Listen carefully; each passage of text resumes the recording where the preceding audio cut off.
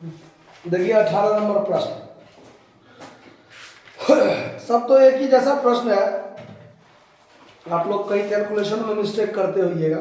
सवाल में है कि निम्नलिखित विवरण से तैयार कीजिए परिव्यय के प्रत्येक व्यक्तिगत मद की प्रतिशत जो कुल व्यय पर लगती है, दिखाते हुए 2020-21 वर्ष का उत्पादन लागत का विवरण, परिव्यय लेखे के अनुसार लाभ का विवरण पत्र और वित्तीय पुस्तकों के अनुसार लाभ हानि खाता दिखाइए। बी और सी में दिखाए गए लाभ में अंतर किन कारणों से हुआ ये बताइए। ठीक है, जिसमें आपको दिया हुआ है opening stock of raw material, तैयार माल का फिनिश्ड गुड्स, ओपनिंग स्टॉक का फिनिश्ड गुड्स का, उसके बाद purchase of raw material, closing stock of raw material, stock of finished goods at the end, wages, उसके बाद कारखाना ऊपरी व्यय मूल लागत पर 25% और कार्यालय ऊपरी व्यय कारखाना ऊपरी व्यय पर 75%। ठीक है, उसके बाद है कि वास्तविक कारखाना व्यय 1,16,250 और वास्तविक कार्यालय व्यय 91,500। विक्रय मूल्य पर 20% लाभ लगाकर विक्रय मूल्य का निर्धारण कीजिए। खैर कोई बात नहीं, स्टेटमेंट ऑफ कॉस्ट तो आप लोगों को निकालना आता है। देखिए फिर हम भी देखते हैं स्टेटमेंट ऑफ कॉस्ट। सबसे पहले आप लिखते हैं opening stock of raw material. Opening stock of raw material कितना है? Opening stock of raw material 60,000। इसमें आप जोड़ते हैं purchase of raw material, purchase of raw material जो कि आपको दिया हुआ है 3,60,000। 3,60,000 जोड़ दीजिएगा 4,20,000, लेस कीजिएगा closing stock of raw material, closing stock of raw material कितना? 90,000। तो ये बच जाएगा आपको, ये हो जाएगा 3,30,000। ये हो जाएगा raw material consumed, raw material consumed. ठीक है, यहां लिख लीजिए 3,30,000। इसमें फिर ऐड कीजिएगा आप वेजेस। तो वेजेस कितना है? 1.5 लाख। तो ये हो जाएगा 4,80,000। ये आपका निकल जाएगा प्राइम कॉस्ट।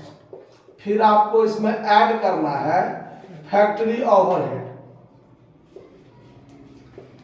फैक्ट्री ओवरहेड जो कहता है सवाल में 25% on prime cost, 25% on prime cost, PC लिख दिए है प्राइम कॉस्ट, इसका 25%। तो 1,20,000 जोड़ दीजिए 6 लाख। ये हो गया आपको वर्क कॉस्ट। ठीक है, फिर इसमें ऐड करेंगे ऑफिस ओवरहेड। उसके बारे में दिया हुआ है, ऑफिस ओवरहेड के बारे में दिया हुआ है कारखाना ऊपरी व्यय का 75%। तो कारखाना ऊपरी व्यय ये है। ठीक है, इस पर 75% ऑफ फैक्ट्री ओवरहेड, ना कि फैक्ट्री कॉस्ट। तो 1,20,000 का 75% हो जाएगा 90,000। जोड़ दीजिए 6,90,000। ये हो गया cost of production, cost of production. अब आपको opening stock of finished goods भी है ना? तो ओपनिंग स्टॉक ऑफ फिनिश्ड, ठीक है, फिनिश्ड गुड्स, शॉर्टकट में थोड़ा लिख दिया फिनिश्ड। कितना है opening stock of finished goods? देखिए 1,20,000। तो ये जोड़ के हो जाएगा 8,10,000। फिर इसमें से लेस करना है closing stock of finished goods. 30,000 कितना है? 30,000। 30,000। तो ये हो गया 7,80,000। ये हो गया आपका टोटल कॉस्ट। ठीक है। फिर आप इसमें ऐड कीजिएगा प्रॉफिट, तब आपको निकलेगा सेल्स। और प्रॉफिट सेल्स के बारे में कहता है कि 20% ऑन सेल्स लेना है आपको प्रॉफिट, वही ना, 20% ऑन सेल्स। तो आप सेल्स बराबर क्या निकालते हैं, टोटल कॉस्ट गुने 100 बट्टा 100 minus percentage profit on sales, यही सूत्र लगाते हैं ना। तो 7,80,000 गुने 100 बट्टा में क्या कर दीजिएगा 80, चूंकि 100 में से 20 घटाने के बाद 80 ही आएगा। कैलकुलेशन कीजिए, तो अगर कीजिएगा तो 20 चौक 80 और 20 पंचे 100 और 4 से इसको काटिएगा तो 78,000, 78 7,80,000 ना, भागा कितना 4, तो ये हो गया 1,95,000, 1,95,000। और 1,95,000 को गुना कर दीजिए 5 से, तो 9,75,000, 9,75,000। और 9,75,000 में से 7,80,000 आप घटा दीजिए तो 1,95,000 आपका क्या निकल जाएगा प्रॉफिट। क्लियर बात। अब आपको निकालना है trading and PL, trading and PL account. जब आप ट्रेडिंग एंड पीएल अकाउंट बनाइएगा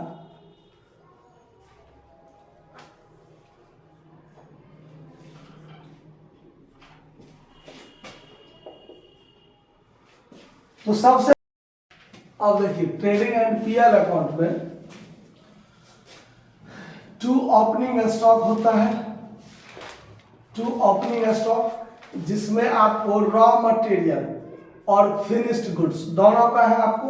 तो opening stock of raw material है 60,000 और ओपनिंग स्टॉक का फिनिश्ड गुड्स है 1,20,000, तो 1,80,000 हुआ ओपनिंग स्टॉक में। उसके बाद to purchase of raw material आप किए हैं कितना का 3,60,000, 3,60,000 का।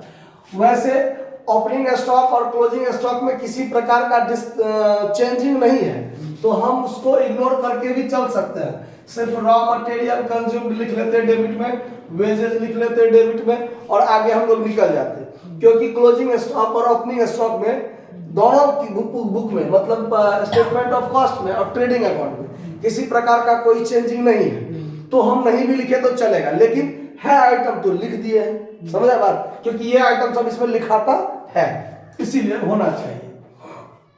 अब चलिए, अब यहां पर हम लोग क्या लिखेंगे वेजेज, तो वेजेज कितना है 1.5 लाख। उसके बाद फैक्ट्री ओवरहेड, देखिए फैक्ट्री ओवरहेड इसमें है आपको कितना 1,20,000, जबकि आपका वास्तव में जो है वो सवाल में दिया हुआ है 1,16,250।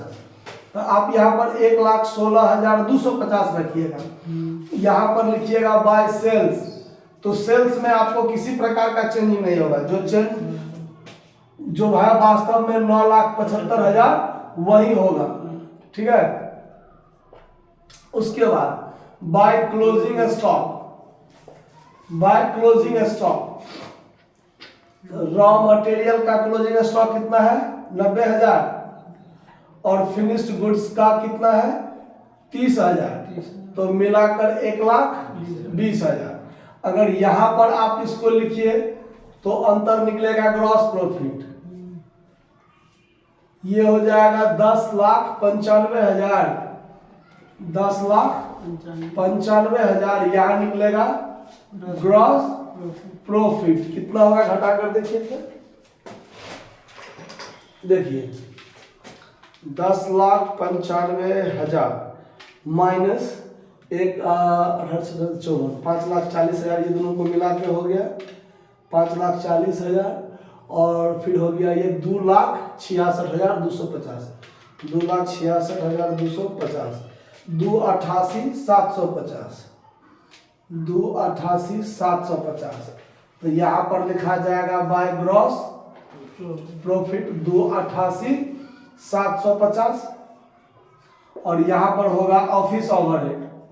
तो आपके सवाल के हिसाब से ऑफिस ओवरहेड कितना है देखिए, तो वास्तविक है 91,500, यहाँ पर 91,500। फिर अब इसको क्लोज कीजिए, 288,750, 288,750 और इसमें से 91,500 को घटा दीजिए, 197,250। तो ये निकल गया आपका नेट प्रॉफिट। तो इस दोनों का आंसर मिला, पहले वो देख लीजिए। मिल गया है। अब आपको क्या करना है कि ये प्रॉफिट और ये प्रॉफिट दोनों में डिफरेंस आया ना, ये 1,95,000 और ये 197,250। इस दोनों में डिफरेंस क्यों हुआ ये देखने के लिए हम लोग बनाते हैं रिकॉन्सिलिएशन स्टेटमेंट। रिकॉन्सिलिएशन स्टेटमेंट सबसे पहले क्या लिखते हैं, profit as per cost book. तो इसमें आया है 1,95,000, 1,95,000। अब देखिए चेंजिंग क्यों हुआ है, तो ओपनिंग स्टॉक जितना इसमें था वही इसमें भी, क्लोजिंग स्टॉक जितना इसमें भी, उसमें कोई चेंजिंग नहीं हुआ है। अंतर क्या हुआ है, लेबर देखिए वेज जितना इसमें उतना इसमें भी।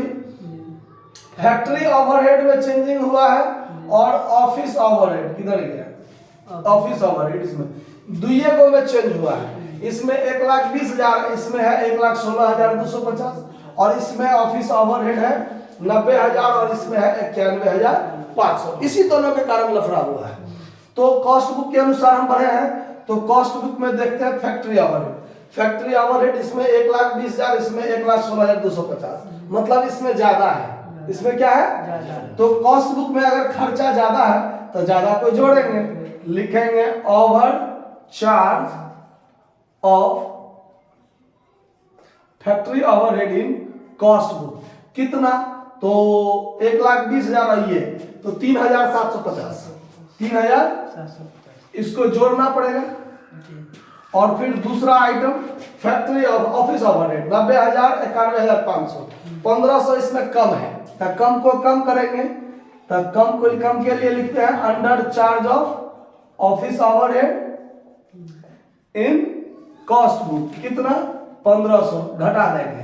तो अंतर क्या हुआ, अब देखिए ये 3,750 जुटेगा और ये घटेगा, मतलब 2,250 इसमें बढ़ेगा ना, तो 2,250 बढ़ेगा तो 1,97,250 से ना होगा, जो आपका हो जाएगा profit as per financial book. आ रहा है बात समझ में। बाकी सब सवाल सेम है, इसी प्रकार से आपको आगे 19, 20 ये सब सेम टू सेम उसी प्रकार से है। 21 से फिर आपको दो तरह के यूनिट बनाते हैं, लेकिन फाइनल अकाउंट तो एक में बनाएंगे। स्टेटमेंट ऑफ कॉस्ट अलग अलग बनेगा। अगर हम दो तरह के वस्तु बनाते हैं तो एक व्यवसाय में, तो स्टेटमेंट ऑफ कॉस्ट दोनों के लिए अलग अलग बनेगा। लेकिन जब हम फाइनल अकाउंट तैयार करेंगे, स्टेटमेंट ऑफ पीएल बनाएंगे, तो वो तो ज्वाइंट रूप से बनेगा। एक व्यवसाय के लिए एक ही बनता है ये चीज, तो उसमें और इसमें प्रॉफिट का डिफरेंस आया होगा। चीज वो भी सेम है, इसी प्रकार से है, बस इसमें 2 कॉलम डालना है। सवाल सब सेम है, आप लोग बनाने का प्रयास कीजिए, बन जाएगा। नोट कर लीजिए इसको पहले।